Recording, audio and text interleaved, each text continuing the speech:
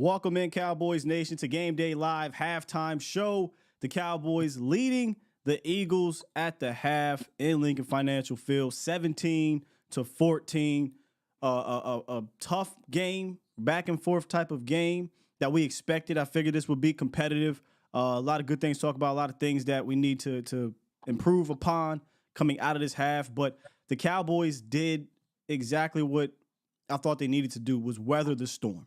Yep. You knew that early on, the crowd is rocking. They were going to come out there and they were going to probably make a couple big plays early on. And for you went 3 and out. They came back down, or he came out in their offense, and they went down and scored a touchdown. And you had to respond, Jesse. And let's talk about that response that Dak Prescott and the offense had there, converting some fourth downs, and then finally scoring a touchdown with Jake Ferguson. I mean, massive response right there that they needed on the road. Yeah, man. The Cowboys, this game is always a tough game, right? It's always a competitive game. I think the story of the first half for me is Dak Prescott and his legs. Yeah. Even though he only has 10 yards rushing, it's the ability for him to move around in the pocket. He's not just standing there taking sacks anymore.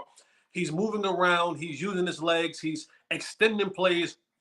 Even though he has the 2 sacks, it could have been 4 sacks, 5 sacks in the first half, but his legs and his use of his legs has gotten him out of at least 2 or 3 of them and allowed the ball to be thrown down the football field. So, Dak Prescott, we talked about in the pregame show, I said this, he had to unbutton his shirt, loosen up the tie, right? And he's showing moments of that in the first half.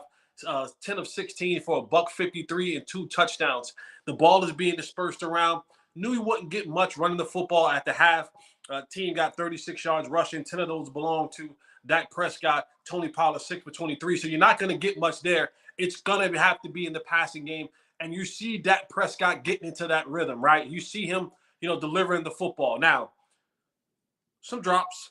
We won't go into who and what as drops, but we can.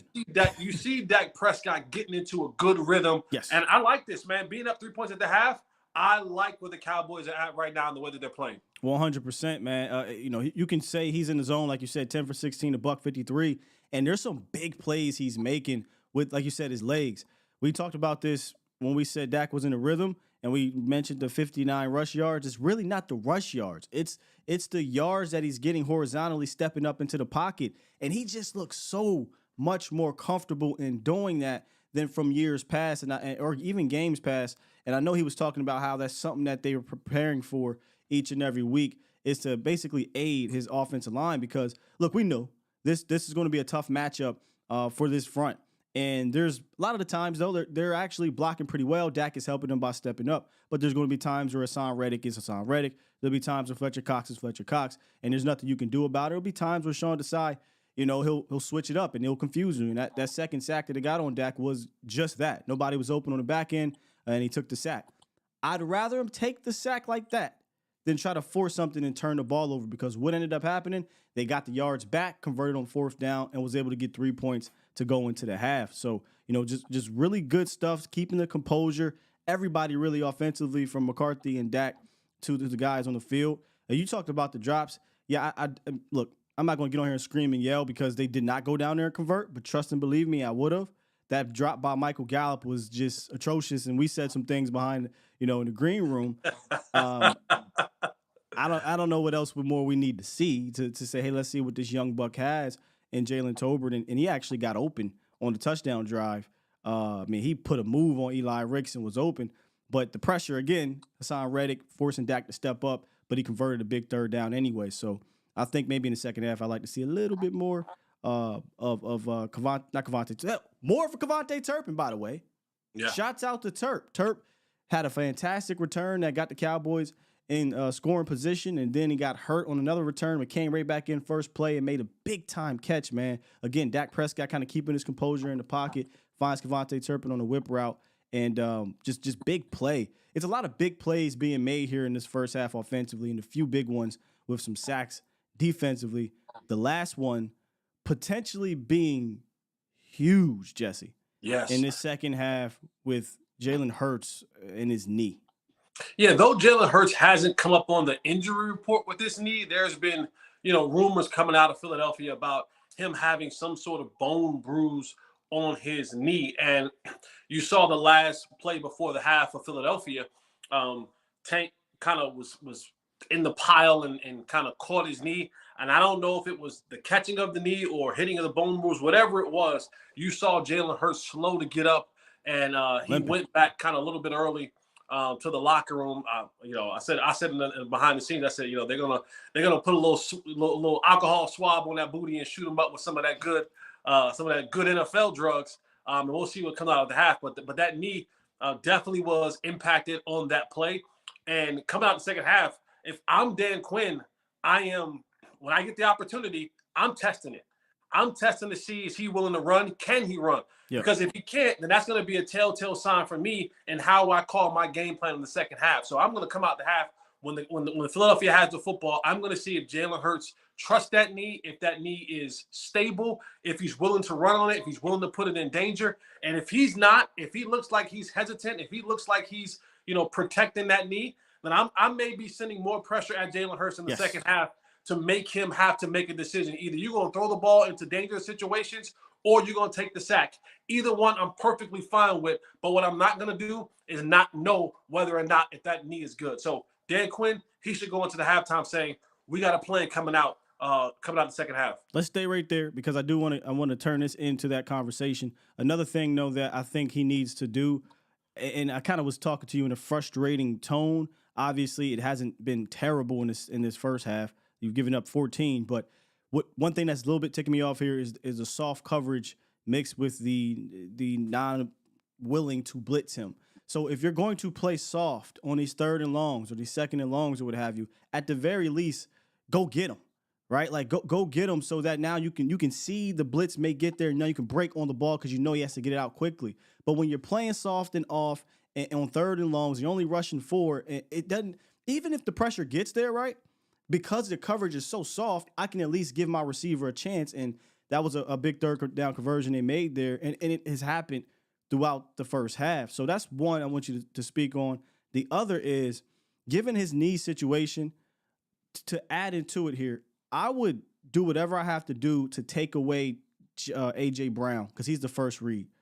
A.J. Brown's the only guy on his team with more than 2 targets in the first half. He has 5 targets, and he's caught all 5 of them. And it seems like every single catch, they're off coverage. Yeah. So if he can't run, if he can't get to that second progression, or he has to be there in a sit and duck, now I can press AJ a little bit, or now I can maybe buzz a linebacker over there a little bit, or go get Jalen, because he still, at the end of the day, is a one read, one side type of quarterback for the most part. 5 targets for AJ Brown, 1 for Swift, 1 for Devontae Smith, 2 for Goddard, 1 for Zacchaeus, 1 for Gainwell. 1, 5.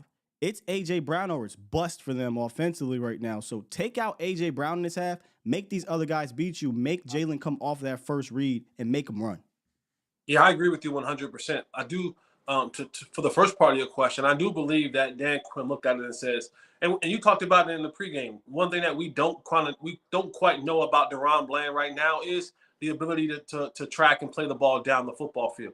I know for sure that Gilly can't run with those guys, and that's why he plays a lot of the off covers and keeping everything in front of him. I think the Cowboys and Dan Quinn wanted to limit in the first half the big playability. They felt like, if we keep everything in front of them, and I know they may give up some third down, but if we keep everything in front of him, that eventually, we'll play the percentages and he'll give us one. Yeah. They'll try to force one in there, or the pressure will be able to get to them. I think you're going to see a completely different plan in the second half. You're going to see more of that mixed up. You're going to see them more in their face. They may come up and say, take A.J. Brown out and make him have to go elsewhere.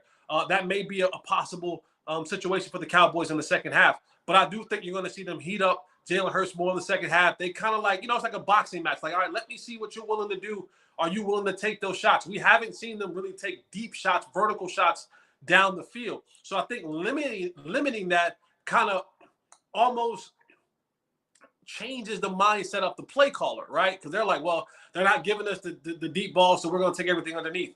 And now hopefully the second half, they change it up and now keep guys off balance. because there's going to come a point in time where they begin to take those shots down the football field. Yeah. Now, I hope that we're in position to play them better and we're not getting lost at the line of scrimmage because, A.J. Brown's a physical receiver, a big receiver. And if you don't get him at the line of scrimmage, he will scream down the sideline and he will make that play down the sideline. So it's kind of playing a little bit of cat and mouse for Dan Quinn. Second half, you're going to see some more things that he may be willing to bring out. But again, it all starts with that pressure up front. Pressure Jalen Hurts, make him one-dimensional, make him now have to find that second and third read. And I think the Cowboys can find themselves in a really good situation. I have a feeling here with this second half. Now, he'll probably go in there. He'll get that Romo shot, put it in his knee. And he might come out here, the adrenaline's pumping and whatever. But I don't think you're going to see him just running around purposefully, right? So, again, just like in the first half, what you need to be able to do here in the second half is deal with the storm, weather the storm. And the storm may not be a touchdown, may not even be a field goal, but the storm may be, hey, we know our quarterback's compromised. Now we're going to try to run the ball. They haven't been as successful with it. Yeah, they got the touchdown. I'll give them that. Great play, great call, great execution. But for the most part, the Eagles aren't running the ball at an amazing level. 17 carries on 62 yards, so they're averaging 3.6 yards per carry on the day. Gainwell's longest play with the touchdown was 12 yards. Other than that, it's been pretty decent on the ground. So I'd imagine with Hurts being hurt that they'll come back out here and say, hey, look, we got to get this ground game going. Let's keep it close. Let's methodically move down the field and try to punch it in when we can. So the Cowboys got to be ready to match that physicality and deal with maybe the play action off of it, is what I'm thinking. Yeah, I think the screen game is coming too. I think you're going to see more of the screen game in the second half with that knee injury being an issue. Just trying to get guys now spread out wide so when they do take the vertical shots, the opportunities will be there. Maybe some fakes off that, right? The pumps and stuff like that off the screens. But I do think you're going to see more screens in the second half from the Philadelphia Eagles. And Jalen Hurts is back out on the jogging out. He's jogging gingerly. But He don't look. He got a brace on there and everything. He don't look good. He don't look like he don't look like he's out there full on Jalen Hurts. He's not. I think he's going to be a bit of a sitting duck. Now he'll scramble when he needs to, but he'll probably slide or whatnot. But he's definitely. I think you might now start seeing 1, 2, 3 and just get it out deep downfield and start testing it because I don't know if he's going to be able to plant, sit comfortably in that pocket and go. But here we go, Cowboys Nation. Kickoff coming up. Cowboys up right now, 17-14. Come on back here, Game Day Live, post-game show, powered by BT Furnishing, and let's see if we can get some flexing going on, man.